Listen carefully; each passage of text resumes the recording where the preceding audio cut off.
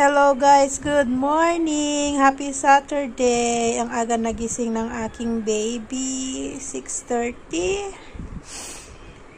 6:30 nagising siya. Mas maaga si Asher. 5:30 yata si Asher. Maaga kasi siya natulog kagabi. Aga nila kung kailan Sabado Kung kailan Sabado na sabi ko, naku, hilata kami ng medyo matagal-tagal. Hindi nasunod. Ang aga naman nila nagsigising kung kailan Sabado.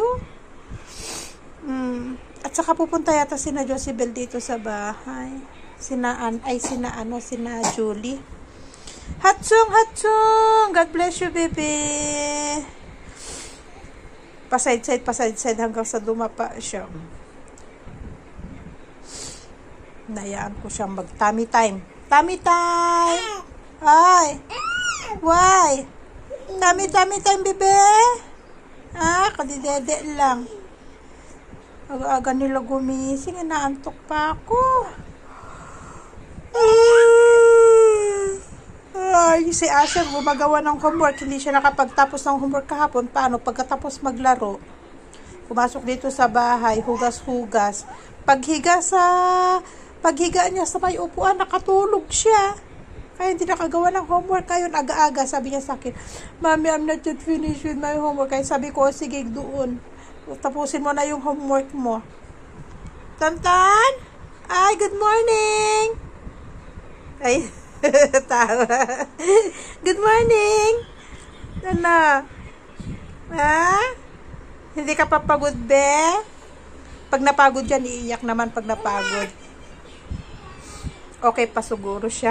Hindi pa siya naiyak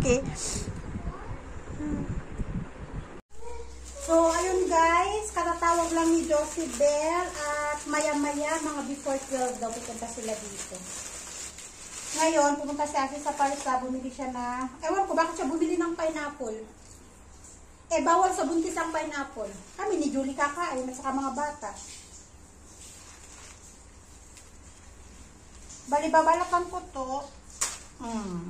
May ipapangtanim tayo, dagdag sa ating pineapple. Itatanim ko to sa harapan, tabi ng papaya. Paano nagpalinis ng palayan si Asis ng isang araw. Nagpalinis siya ng palayan ng isang araw. Tapos yung mga pinagtanggalan, itinambak ba naman dun sa may likod kung saan ako nagtanim ng pineapple, dinatabunan ng mga pineapple ko.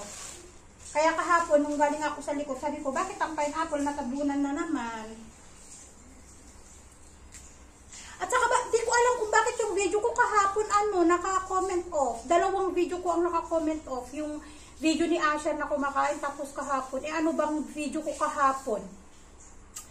Yung naglaba kami ng blanket, tapos wala lang, more on talking ako, naghugas-hugas lang ako, tapos yung laro lang ng mga bata, naka-comment off siya. Madalas naman ako nagbibideo, kasama ko si Asher sa si Tonton, hindi naman siya nagko-comment off. Tapos yung video ko kahapon na si Asher at saka si Eddie naglalaro dyan sa may harapan ng bahay, naka-comment off. Hindi ko alam bakit naka-comment off yung mga ko. Sing. Naka-comment off ang aking video. Ewan ba? So, balatan ko lang to. Tapos, ilalagay natin siya sa fridge para malamig. Para meron tayong Yes. Pitay. Alam ko yung binili namin na tig 100 nung pumunta kami ng Baratpur, ang tamis. Pero yung sumunod na 200. Pero yung sumunod na binili ni Asis, yung binili namin dito sa harap ng bahay, hindi siya ganun katamis. Sleep na. I want to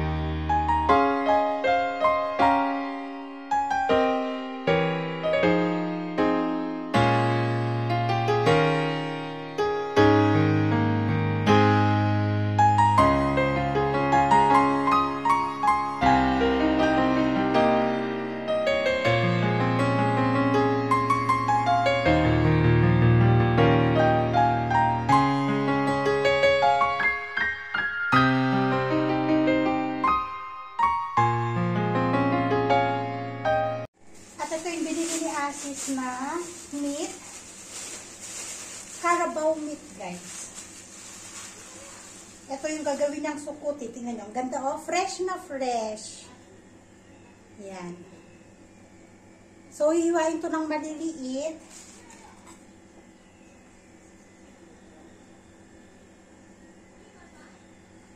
Tatanggalin natin, hindi nyo nakikita. Tatanggalin natin to. Yan.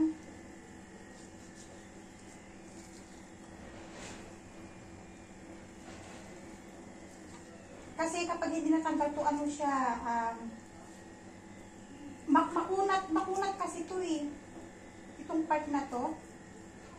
So, hindi natin to kailangan. So, ito yung magiging handa ko sa aking bisita today.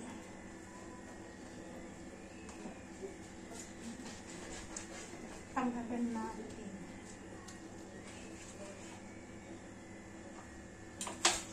Fresh na fresh. Lalo sa umaga.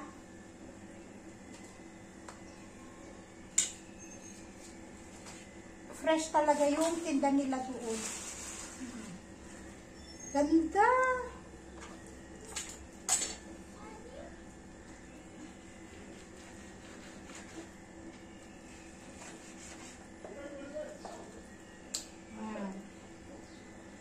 Hindi natin kailangan to, itong taba niya na to, hindi natin to kailangan. Kailangan tanggalin. Ano lang, laman lang ang kailangan natin. Sa sukuti, laman lang ang kailangan natin. No? Fresh na fresh siya. Red na red.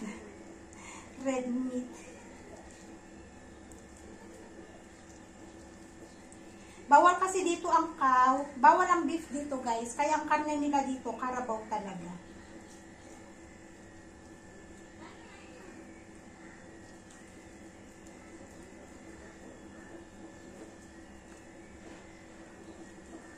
At saka yung sa binibilhan ni Asis, pwede siyang mamili kung anong part ang gusto niyang bilhin. May mga iba kasi na chef na hindi ka pwedeng mamili. Oo. Oo. So, si Asis ang magkakat niyan. Ikakat siya ng maliliit. Ganito. Ang sukuti dito ay sikat na sikat siya. Nagiging pulutan ng mga manginginom. Or di kaya sa mga restaurant, meron silang kaja-kaja set. Ayun, sukuti yung nilalagay nila na may pot rice. Ganyan.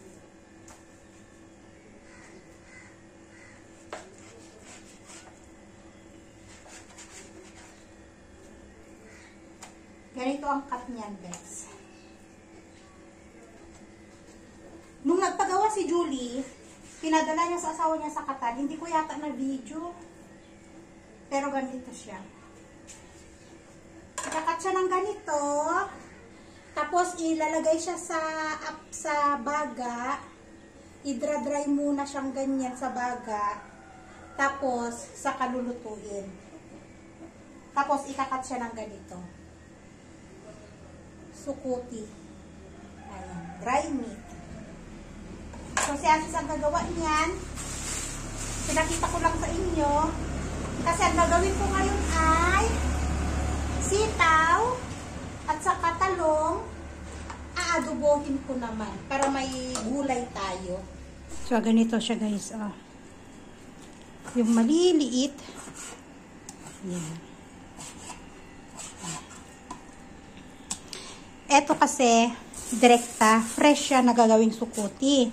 Yung nilalagay kasi siya sa apoy, yun, pang matagalan kasi yun, guys. Eto kasi lulutuin na ngayon, kaya, fresh na sukuti ang gagawin ni Asis. Yung idra-dry kasi na meat, yun ay pwedeng itatambak, pwedeng hanggang sa susunod na araw, ganon.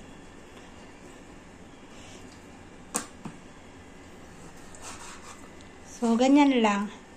Tapos, lalagyan lang ng yun. Ang nagpapasarap sa sukuti kasi, kapag yung sukuti ay inano sa apoy, ang nagpapasarap nun, yung amoy nung usok, tapos yung masala. Yung beet masala na ilalagay nila. Tapos, yung turmeric, ganyan. Basta yung mga spices nila dito, yun yung nagpapasarap sa sukuti.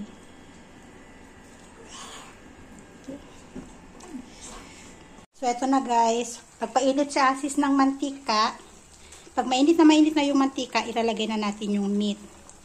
Tapos, i-fry lang natin. Ano ba tawag doon? Igigisa. Hanggang yung meat natin ay makita mo na medyo luto na, may golden brown, ganun ang kulay. Pero ang pagkakluto nito dry.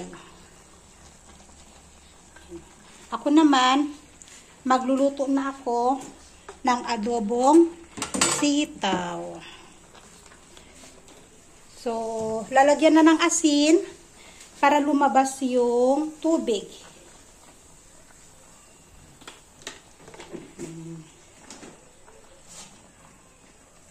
Okay guys, so kung nakikita nyo guys, ganito na yung itsura ng meat natin. Fry na. Pero ang alam ko, hindi pa masyadong ready. So kapag medyo ganyan na yung kulay, o yung ganito ang kulay niya, yan. Yung medyo itim-itim na. Ilalagay na natin yung kanyang, eto, kamatis, sibuyas, at yung bawang. Saka maglalagay ng mga seasonings katulad ng masala. Ayan, meat masala. Ganon. Turmeric. At kung ano pang masala, magic sarap, yon ilalagay dito. So, yan na yung magiging sukuti natin. Ayan, ganyan ang meat niya guys. O, tapos lagyan na natin ng sibuyas. Ang dami ng sibuyas.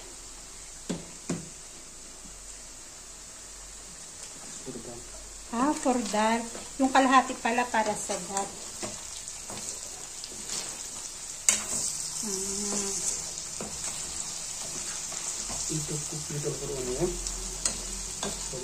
Iluluto daw ng konti yung onion.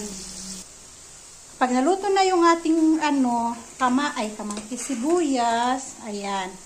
Lalagay na natin yung ating garlic. Garlic paste.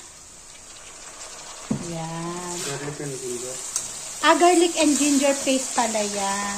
Garlic and ginger paste. Kapag yung meat ay na-dry siya guys, the same process guys. I-fry muna siya, tapos ganyan din. Yung dry meat kasi, kasi yun, pang matagalan kasi siya. I mean, pwede mong i-save yung mga ibang dry meat, iluluto sa sunod na araw, ganun kasi. Ito kasi fresh meat na frinay. Turmeric, as usual. At maglalagay din ng bay leaves. Don't put too much. 3 bay leaves din.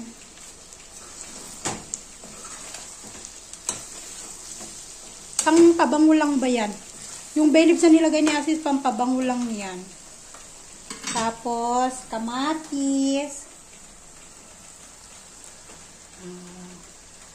Nasisilaw ako, di ko nakikita yung binivideo ko. Tapos lulutuin din ng konti yung kamatis. Did you put already masala? Not yet. Hindi daw ngayon. So lulutuin mo na yung kamatis. Ito cover. So pag naluto na yung ating kamatis, luto na yata.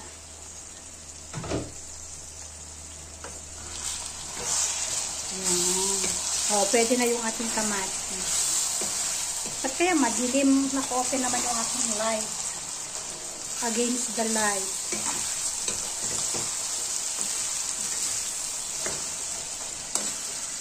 Or baliktad yung posisyon namin ni Asis. Dapat si Asis dito sa masala. Ayan. Yan yung nagpapalasa sa pagkain nila, ang masala.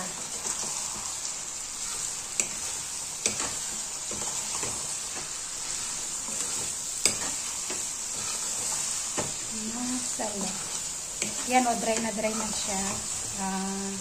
Because masala putting outer dead, though all water can dry the fast. Papa, change na tayo, Papa. Look, see? Baliktad ang posisyon namin ni Asis. Dapat ganito.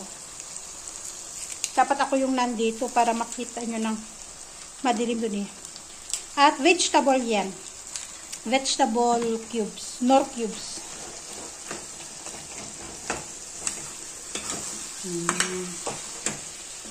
After this one finish, Mm-hmm. ayan, ganyan siya guys. You need to put dhania. Andan niya pa pala, coriander. Yun lang naman, ipapatong lang naman yung coriander. Yan na yung sukutin natin. Little fire. Pero medyo tuyo ng konti. Kailangan talaga. For the masala cook for 2 minutes. So, yun na guys. Yan na yung fresh na sukuti. Fresh meat na ginawang sukuti. Ito na yung pagkain namin guys. Oh, may munggo. Ito yung inadobo kong sitaw na may okra, na may talong. Ayan. Kagabi ko pa gusto mag-adobo. At syempre, ito na yung ating ulam. Bakit bang dilim? Okay guys, so little only because this one has space. So ito magiging hapunan namin. Since may tira pa kami, yung tira namin kanina. So pandagdag lang to. Dahil si Josibel ay hindi pala kumakain ng moton. So lutuan natin lang. Magluto tayong fried chicken para may pangulam din ng mga bata. I will do it. Little only. Baka kasi maalat. Kasi may lasa na to, crispy fried. Spicy ba? Pero kaya daw ng bata, sabi niya. No need, no need. Because this one is crispy fried like that, oh. No need. So, para din sa mga bata, may sukuti pa doon natira, may munggo pa doon, at saka yung adobo natira, adobong sitaw ba. So, ito pang dagdag lang to para sa hapunan namin. Kakain muna sila bago sila umuwi. And yun guys, i-end ko na rin ang aking video for today. Yun lang yung ating video. Thank you again for watching. And see you in our next vlog everyone. Bye and God bless us all.